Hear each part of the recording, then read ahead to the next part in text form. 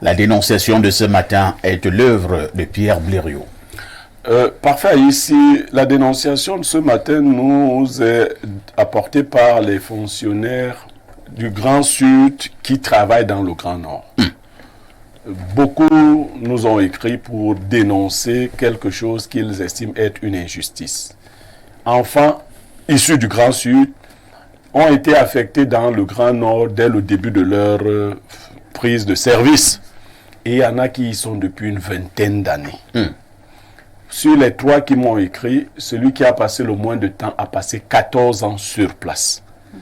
Et ils ont l'impression que les autorités traditionnelles et autres du Grand Nord, parce qu'elles, les autorités, voient le bon rendu de ces fonctionnaires, empêchent leur réaffectation dans le Grand Sud. Ils ne refusent pas, sur le principe, de travailler dans le Grand Nord, c'est le pays. Mais ils trouvent quand même que ce soit pas très juste qu'on empêche à quelqu'un, parce que c'est pas la porte d'à côté. Ils n'ont pas grandi dans ce climat, ils s'adaptent, et quelques-uns d'entre eux, notamment les femmes, parce que c'est 3 personnes qui sont rapprochées de nous, mais 2 sont des femmes mariées, qui vous disent carrément que cela a brisé leur couple. Parce que le mari étant dans le Grand Sud, la femme dans le Grand Nord, cela n'a pas été évident. C'est donc un problème de société que je pose sur la table, sans passion.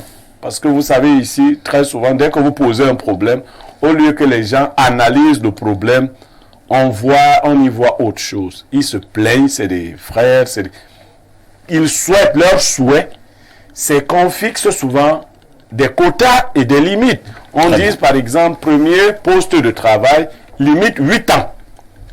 Alors, et qu'on fasse, parce qu'il y en a aussi ici, c'est autre chose qu'ils évoquent dans leur plainte, qui ont tout fait pour ne jamais aller là-bas.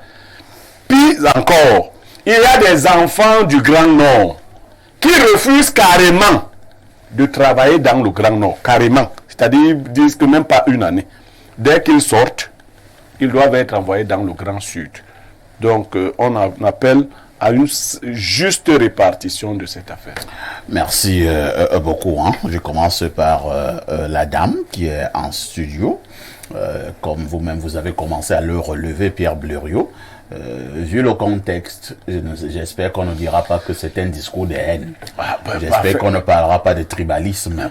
J'espère qu'on ne parlera pas de repli identitaire. La question, la question est claire, il faut la poser. Nous avons souvent posé les problèmes clairs, mais c'est un problème social qu'il faut poser.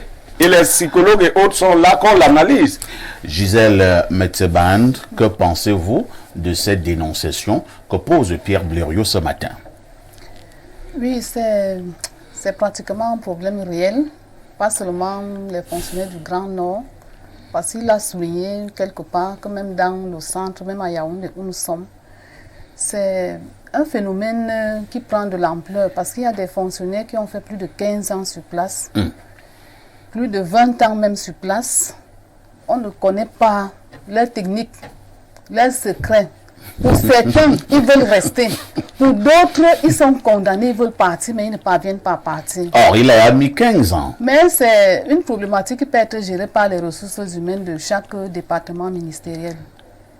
Qui doit être traité par les ressources humaines de chaque département ministériel. Lorsqu'on veut l'affectation, parfois si on n'est pas responsable, je pense qu'il est souvent mieux de se rapprocher de sa hiérarchie et d'exprimer le désir d'être redéployé. Parce que si on n'est pas responsable, ce n'est pas évident qu'au niveau des ressources humaines d'un ministère, qu'on cherche un cadre en appui qui est quelque part pour l'affecter ailleurs. C'est ce que les gens disent, je précise, que c'est en se rapprochant même de ces responsables qu'ils trouvent des obstacles. C'est-à-dire c'est le délégué régional, c'est le délégué départemental qui très souvent sont de la région, qui disent que non, vous particulièrement, vous devez rester ici. Merci beaucoup. Professeur Claude Nobissier, est-ce que, sur le plan justement sociologique, ça tombe bien, comme vous êtes psychosociologue, est-ce que l'État ne devrait pas voir dans quelle mesure justement, je prends un exemple, vraiment un exemple, un enseignant sorti de l'ENS, qui est du Grand Nord, est-ce qu'il ne sera pas plus à l'aise à travailler au Grand Nord que de l'envoyer au Grand Sud et vice-versa? C'est-à-dire sur le plan sociologique, au niveau des habitudes, au niveau de l'adaptation, au niveau des us et coutumes, au niveau ainsi de suite, ainsi de suite. Oui, vous faites bien de repréciser la quintessence de votre question sur un plan purement sociologique. Moi, je veux voir également sur le plan psychosociologique, c'est-à-dire l'individu dans ses rapports aux autres.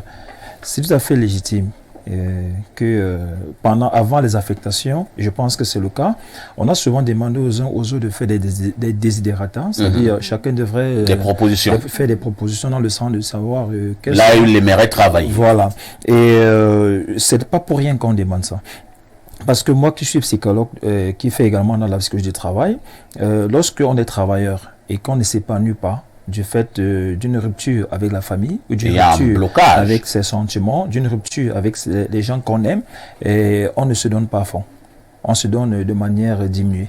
Et c'est pourquoi l'État a bien voulu que chacun aille dans la ville ou dans la région qu'il a souhaité.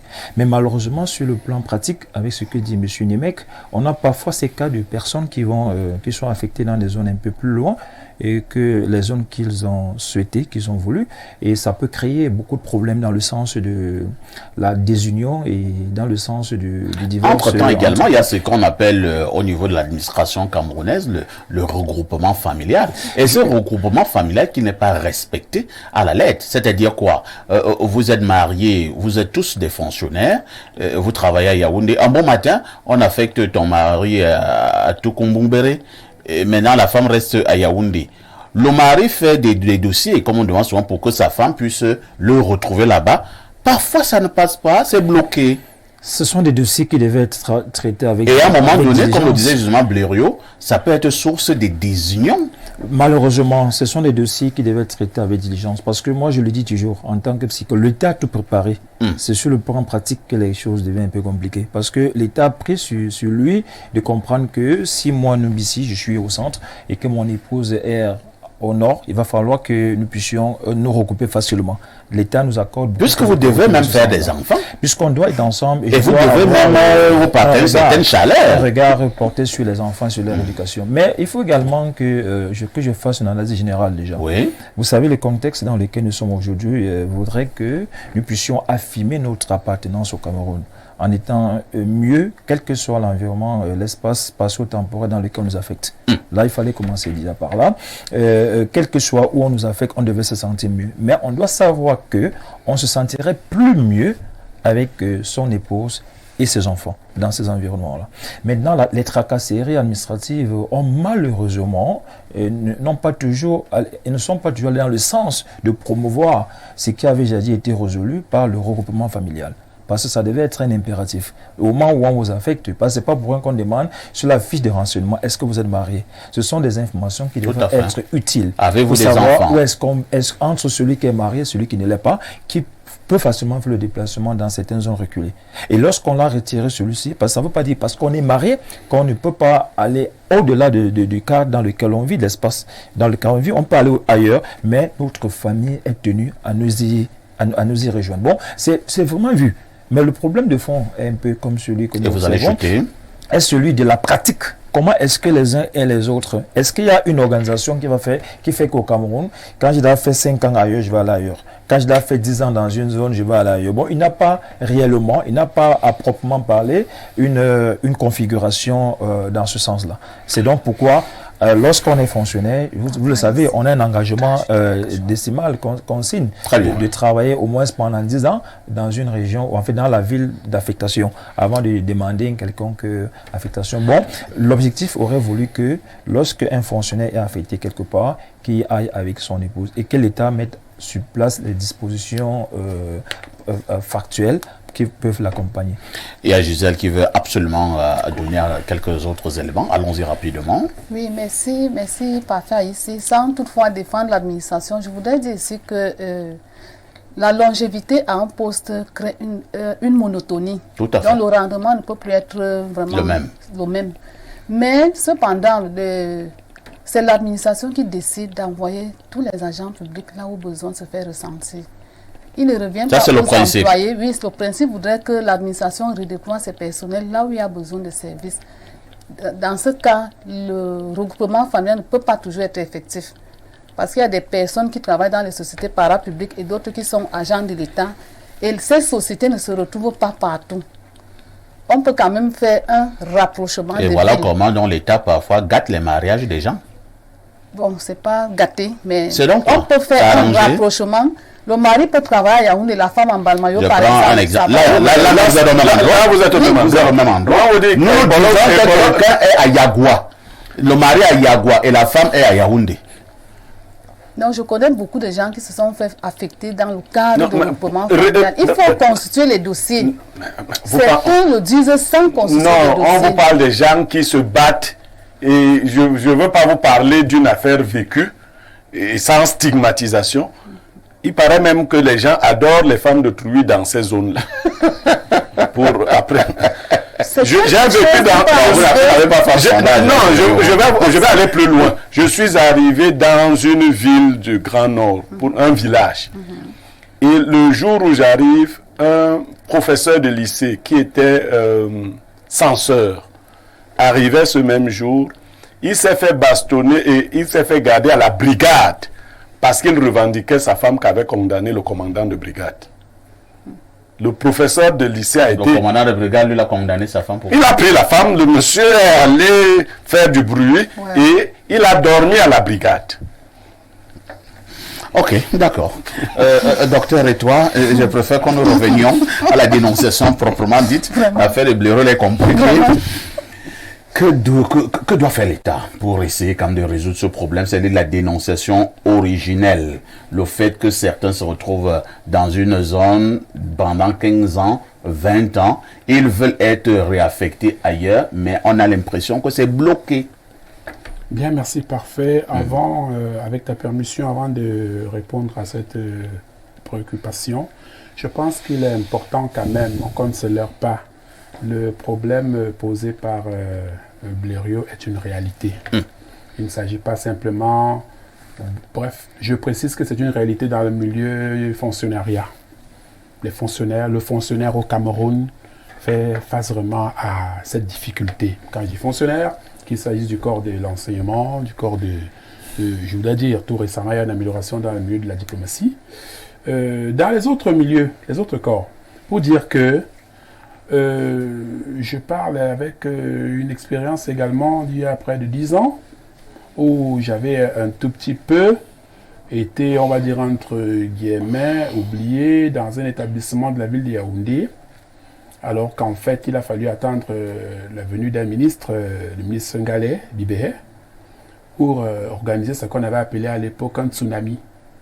Le tsunami consistait à redéployer tout ce qui avait, ce qu'on appelait dans le milieu de l'enseignement ou du travail, qui avait des titres fonciers.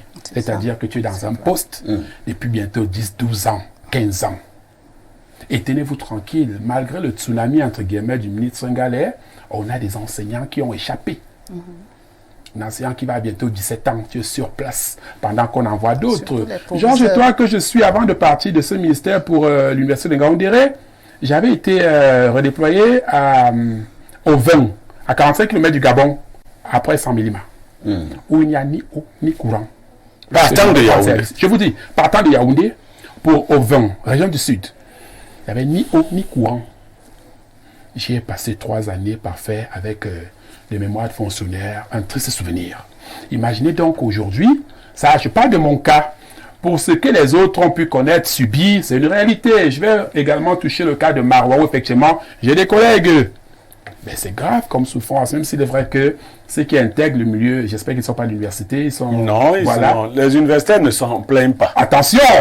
Enfin, je vais... Et je prends la responsabilité sans toutefois fustiger la pratique ou l'approche ou estimer que les localités un peu lointaines là n'accueillent pas bien ou alors il ne fait pas bon vivre dans ces coins. Non.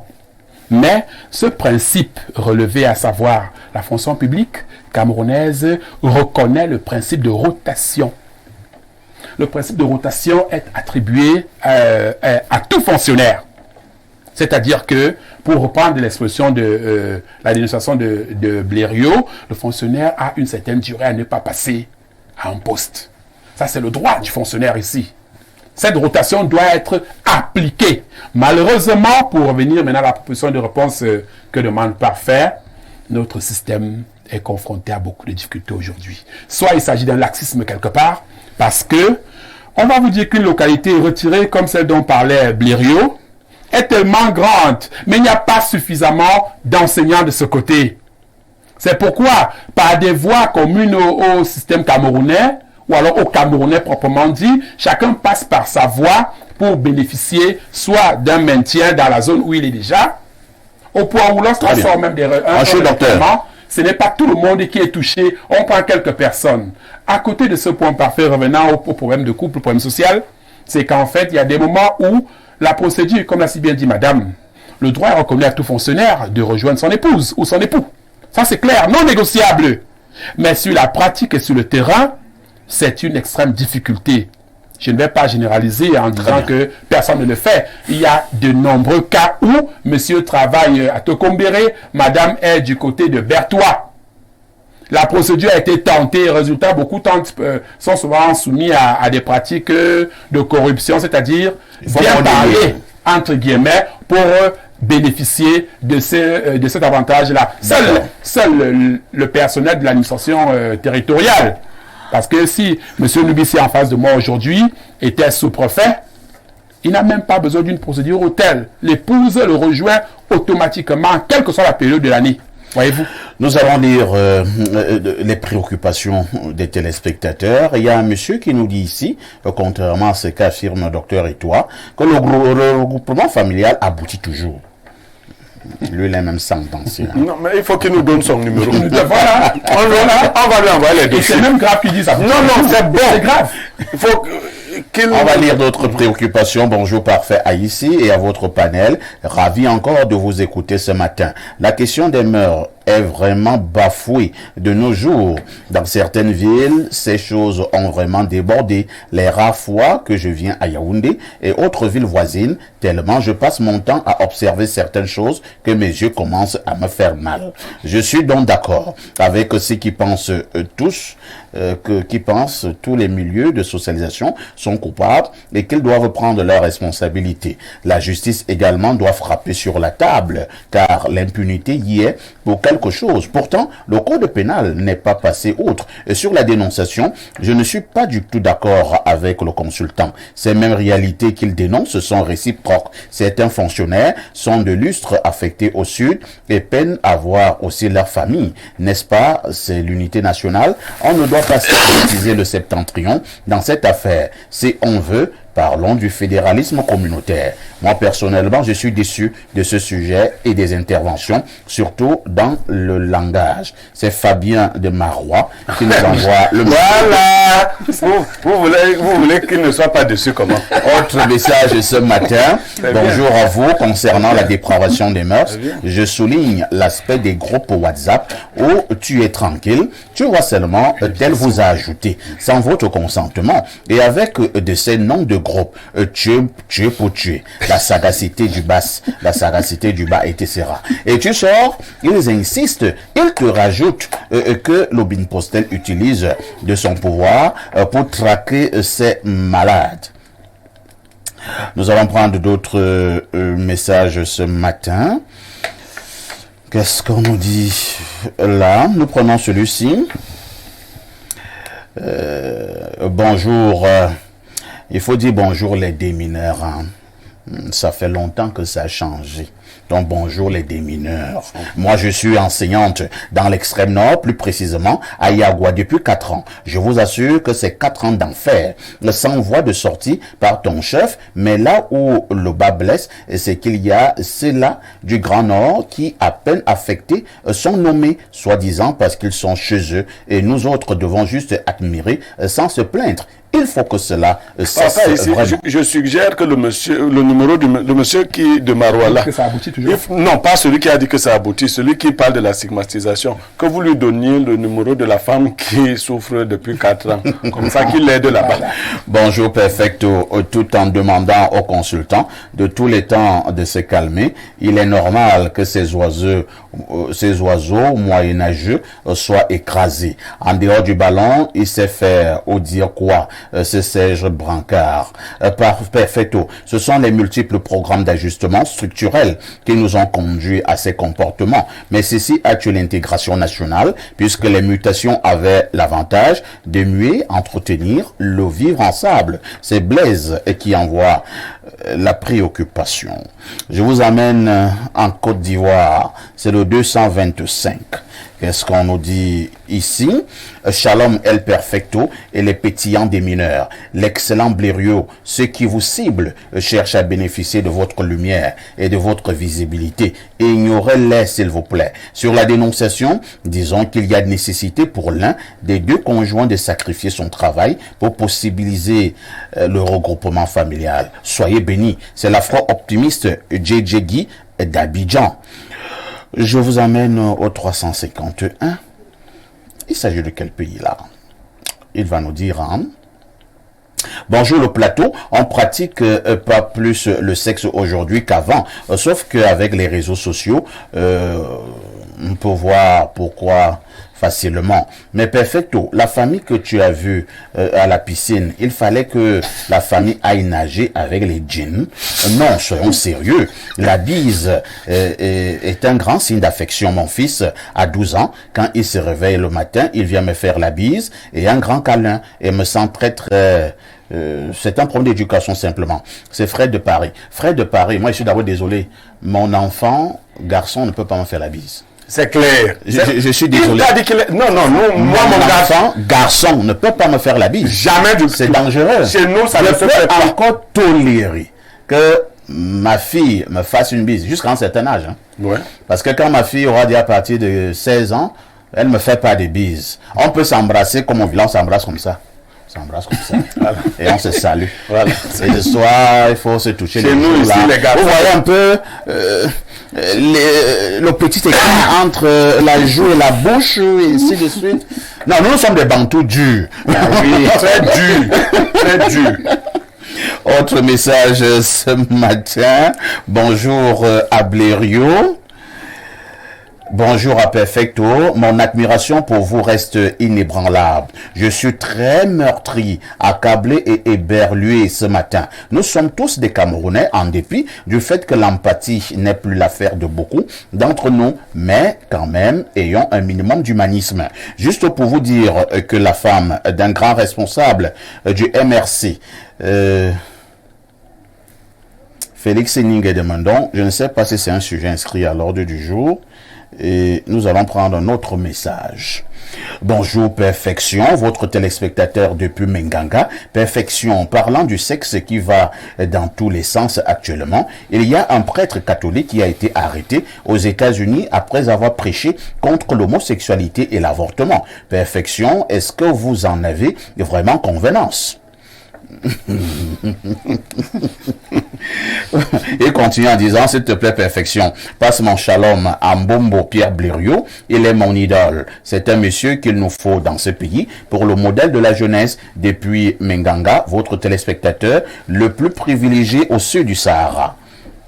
On va lire peut-être 3 ou 4 derniers rapidement. Hein. Bonjour chers voisins. Sans toutefois tenter de déconstruire la dénonciation, je suis Bamoun. Je travaille à Garoua et je suis épanoui, contrairement à quand je travaillais à Bafoussam. En ce qui concerne le regroupement familial, il faut rappeler aux femmes que ça ne concerne pas le vient en reste, mais plutôt les femmes détentrices d'un acte de mariage. Rappelons tout de même que cette dénonciation ne concerne pas que le Grand Nord, mais plutôt l'étendue du territoire. C'est Saïd DiCaprio depuis Garoua qui envoie le message. Le 251, c'est un numéro du Portugal. Donc la personne est venue répondre à mais Perfecto, ton fils te fait la bise, c'est comme quand ta fille te fait la bise. Tu ne peux pas avoir des idées déplacées envers ta fille ou ton fils. Pourquoi tu vas accepter la bise de ta fille et pas celle de ton fils, alors qu'ils sont tous tes deux enfants? Il faut qu'on lui explique. Vas-y, Blériot. Parfait, ici. Le sexe, même lorsqu'il n'est pas pratiqué, est symbolisé.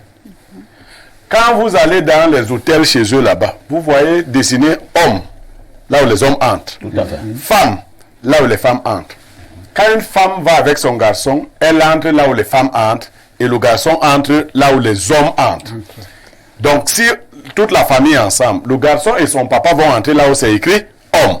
C'est la même famille, n'est-ce pas? Bien sûr. Et la fille et sa maman vont entrer là où c'est écrit femme. Toutes ces choses sont organisées pour que l'enfant retienne qu'on peut voir la nudité du même sexe quand vous êtes parent. On ne peut pas échanger dans la nudité du même sexe. Chez nous, c'est comme ça que ça se conçoit. Pas là-bas chez eux, chez nous. Permettre à un garçon de commencer à faire des bises à des garçons peut dégénérer. C'est dangereux. Il peut penser que c'est bon de... Après, ici, on peut arriver là. Tout à fait. D'ailleurs, ils font même la bise à leurs garçons sur la bouche. Nous, ici, les gens de notre génération me chargent de lui dire que nous refusons les bises garçon. Bonjour Perfecto et à ton panel. Je suis Albert, instituteur depuis 1992. Lors d'une réunion en décembre supérieur des recyclages pour les écoles privées, j'ai demandé au ministre de fermer les écoles normales d'instituteurs et Niège pour recruter ceux déjà formés. Je connais les collègues qui ont fait toute leur vie dans le même poste jusqu'à aller à la retraite simplement parce que les affectations sont biaisées. Mes messages ne sont jamais lus. Dommage. Vous voyez alors que j'ai lu, nous n'avons pas de problème de terrain au village. Et je prends une autre touche pause.